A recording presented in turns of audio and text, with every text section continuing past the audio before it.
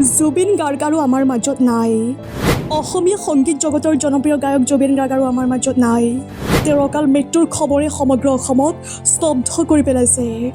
অসমীয়া সংগীতক দেশজুৰি আৰু বিশ্বজুৰি পোহৰাবলৈ তেওঁৰ ভূমিকা অনস্বীকাৰ্য। ছিংগাপুৰত অনুষ্ঠিত নৰ্থ ইষ্ট ফেষ্টিভেলত অংশগ্ৰহণ কৰিবলৈ গৈছিল। আজিৰ দিনাই অনুষ্ঠানত গান গাবলৈ তেওঁ প্ৰস্তুত আছিল। কিন্তু দুৰ্ভাগ্যজনকভাৱে স্কুবা ডাইভিঙৰ সময়ত সাগৰত পৰি এই ঘটনা সংঘটিত হয়। তৎক্ষণাত চিকিৎসালয়লৈ লৈ যোৱা হয়। ডক্তৰসকলে যথাসাধ্য চেষ্টা কৰিলে, তথাপিও তেওঁক বচাব পৰা নগ'ল। Hi guys, my friends from Singapore. I'm coming to Singapore tomorrow on 17th of September, and we are organizing an event called Northeast Festival.